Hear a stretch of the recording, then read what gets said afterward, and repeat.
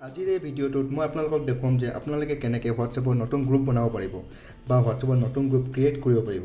তো বলক ভিডিঅ'টো ষ্টাৰ্ট কৰোঁ। হোৱাটছএপৰ নতুন গ্ৰুপ বনাবৰ কাৰণে আপোনালোকে প্ৰথম হোৱাটছএপ এপটো অ'পেন কৰি লওক। হোৱাটছএপ এপটো অ'পেন কৰি লোৱাৰ পাছত আপোনালোকে ওপৰত সোঁফালে চাওক, থ্ৰী ডটৰ আইকন এটা আছে, তাতে ক্লিক কৰক। থ্ৰী ডটৰ আইকনটো ক্লিক কৰি লোৱাৰ পাছত আপোনালোকে এটা নতুন ইণ্টাৰফেচ পাব। তাতে এটা অপশ্যন আছে নিউ গ্ৰুপ বুলি কয়। নিউ গ্ৰুপ বোলা অপশ্যনটো ক্লিক কৰি লওক। নিউ গ্ৰুপ অপশ্যনটো ক্লিক কৰি লোৱাৰ পাছত আপোনালোকে এটা নতুন ইণ্টাৰফেচ ওলাব। তাতে আপোনাৰ ফোনৰ যিমানে কণ্টেক্ট আছে হোৱাটছএপ লিষ্টত তাত আপোনাৰ শ্ব' হৈ যাব।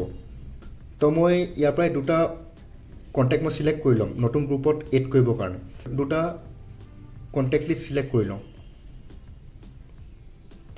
মই দুটা নিজৰ ফ্ৰেণ্ডক চিলেক্ট কৰিলোঁ। এতিয়া তলত চাওক, তলৰ ৰাইট ছাইডত চাওক অপশ্যন এটা আছে, এই অপশ্যনটো ক্লিক কৰি দিয়ক।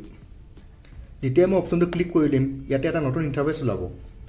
এই ইণ্টাৰফেচত আপোনাৰ গ্ৰুপ নেম বুলি দিবলৈ অপশ্যন এটা আহিছে, তাতে গ্ৰুপ নেমটো দি দিয়ক। আপুনি গ্ৰুপৰ কি নাম থ'ব বিচাৰিছে, মই নাম এটা দি থৈ দিছোঁ, মাই গ্ৰুপ। মাই গ্ৰুপ বুলি মই নামটো দিম। তাৰপিছত আপুনি মাই গ্ৰুপৰ ছাইডতে চাওক ফটো দিয়া অপশ্যন এটা আছে। ফটো দিবৰ কাৰণে মই ফটোৰ অপশ্যনটো ক্লিক কৰি ল'ম। যেতিয়া মই ফটো অপশ্যনটো ক্লিক কৰি ল'ম আপুনি কেমেৰা দি ফটো তুলিব পাৰিব বা আপোনাৰ গেলেৰীত যোনবোৰ ফটো আছে তাৰ পৰা চিলেক্ট কৰিব পাৰিব। মই গেলেৰী ফটো চিলেক্ট নকৰোঁ, মই এনেই কেমেৰা অপশ্যনটো চিলেক্ট কৰি লওঁ। দেন মই ডাইৰেক্ট এতিয়া ফটো মাৰিয়ে গ্ৰুপত ফটো দিম। ইয়াত চাওক মই ফটো এখন মাৰি ল'লোঁ। এই ৰাইট চিনটো মই টিক কৰি দিম। টিক কৰি দিবলৈ ইয়াতে ডান কৰি দিম। তলত অপশ্যনটো আহিছে, ইয়াতে মোৰ ফটোখন গ্ৰুপৰ লাগি গ'ল। যেতিয়া মই গ্ৰুপৰ নাম দিম আৰু ফটোখন দি ল'ম, দিয়াৰ পিছতে তলতে এটা ৰাইট চিন এটা আছে, তাতে ক্লিক কৰি দিম। এই চাওক নতুন গ্ৰুপ বনি গ'ল।